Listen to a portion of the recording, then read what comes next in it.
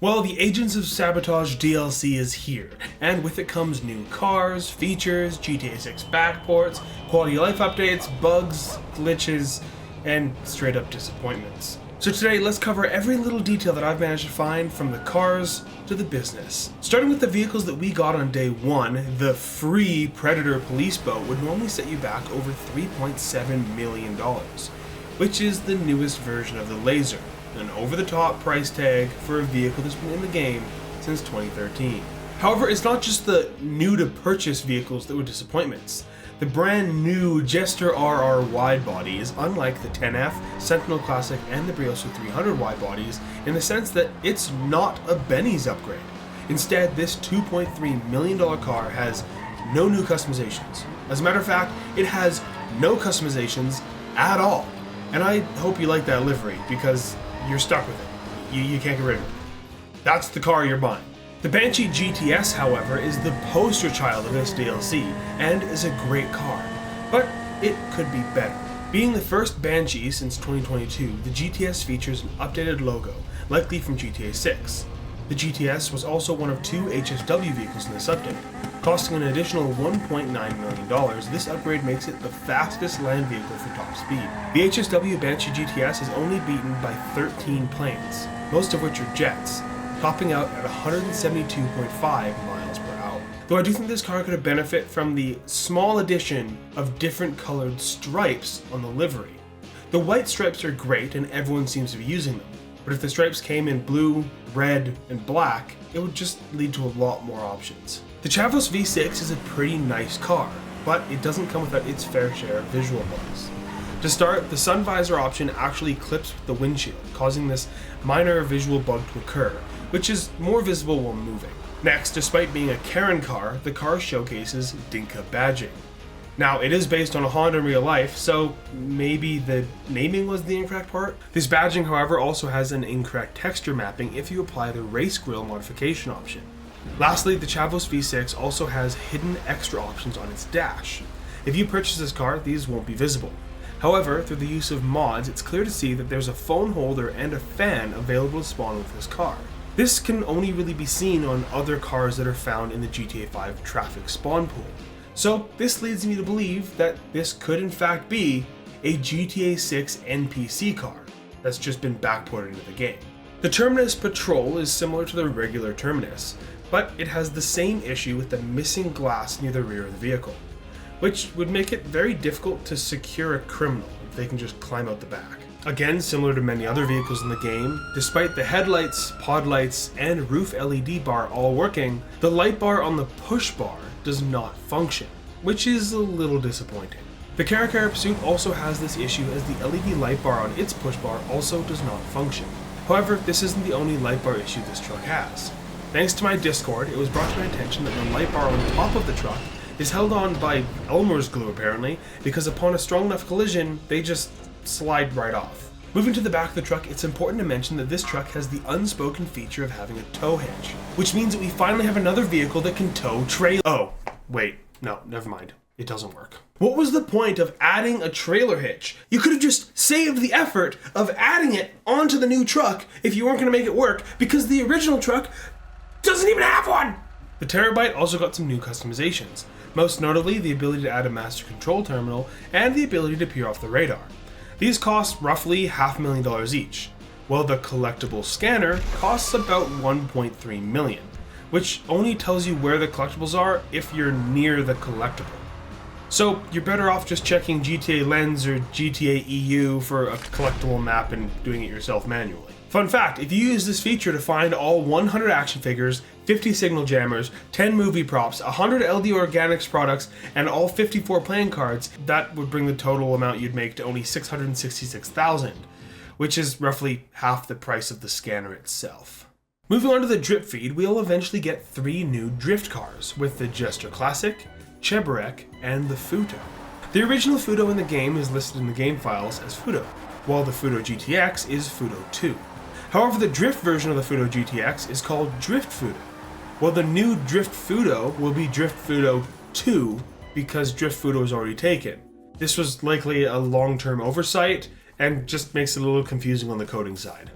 Like the Police Predator, the Talkavan's been in the game since day one, but will be available for purchase at some point through this DLC. The Coca D5 will be a fun addition to the game, coming to Legendary Motorsports in the coming months, and I couldn't really find anything else unique or broken about this car. The Firebolt ASP truck is the second vehicle to feature HSW upgrades, and despite not being fully released yet, it is available to next-gen players who complete Tier 4 of their career progress for this DLC.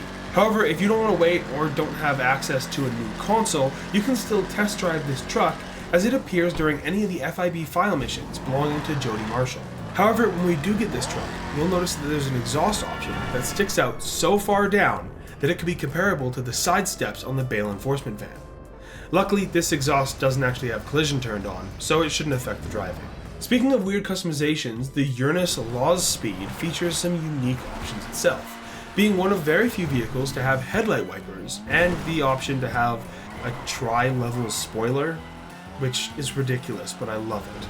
The Coquette D10 Interceptor and the Outreach Faction are the last two police cars we can expect in the future. Both of these cars have been weirdly added to the game already via random events. To see these cars for yourself, you'll need to hop into a lobby for roughly 20 minutes, and then you'll have a 10-minute window to check these locations. These cars are not storable or ownable yet, but it's a fun way to test drive them.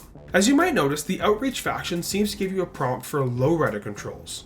This can also be seen on 5M as it has hydraulic mods available, despite this car not having hydraulic abilities, and is once again likely an oversight since the Outreach was built on the Faction custom model and not the base Faction model. It too has the same issue as the Caracara Pursuit, as its light bar is not attached very well. Transitioning to the skies, the DH-7 Iron Mule is a new helicopter we can expect to see. This helicopter is also massive in size, absolutely dominating the Cargo Bob in size, and it has the same ability of being able to pick up cars just like the other two Cargo Bobs in the game. This helicopter will be able to seat 16 people, making it the fourth vehicle to be able to do so, joining the Miljet and both bus models. The Titan 250D will also join that list, having space for 16 people as well. This Titan also has a new manufacturer as it's made by Eberhard, which hasn't been seen before in the game. This plane is realistically adding up to be what the Bombushka should have been, having weapons as stock and better armor. This plane also features a semi-autopilot feature, allowing the pilot to use the 40mm gun without a passenger. The plane also features a 25mm and a 105mm gun for those passengers. The new Duster 300H is based on the Air Tractor AT-805, which is referenced in the plane's description, where it states, 40 years ago, somewhere in North Yankton, a farmer with a dream took a massive huff of insecticide, looked at his beloved tractor, and whispered, make it fly. We also had two new models of existing vehicles re-added. These are typically added when they need to be used within a mission or something along those lines. These are not things you can purchase or buy, and they include Freight Car 3 and another version of the Yuga Custom Classic.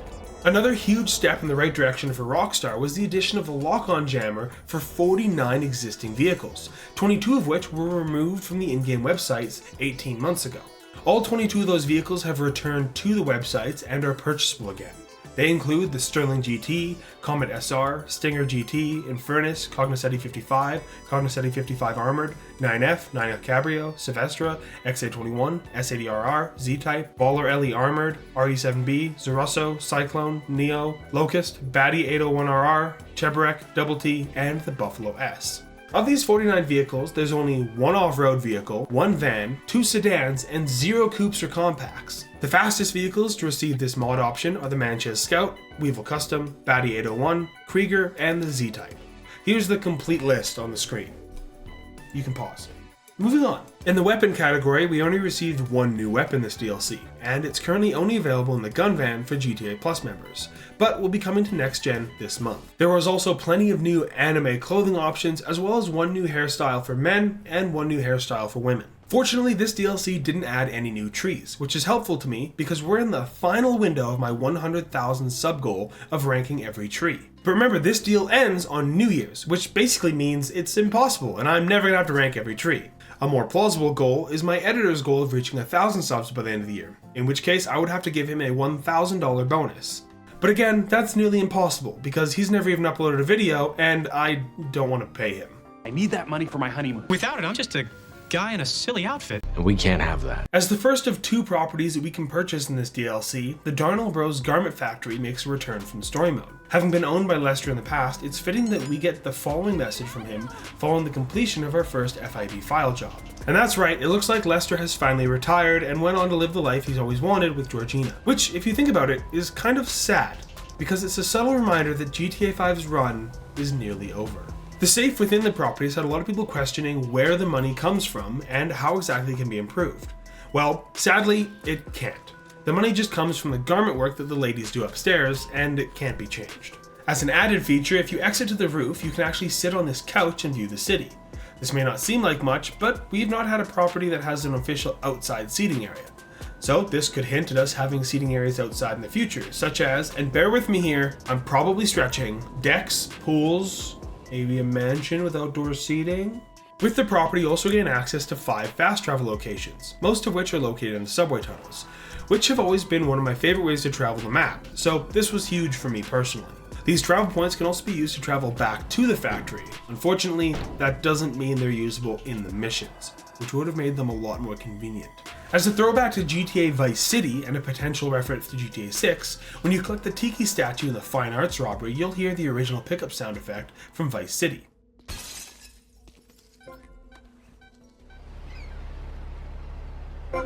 The second property in the update is the Mackenzie Hangar, which will give us access to another business later in the drip feed. It'll cost around $1.5 million and give us 20 more hangar slots in our main hangar.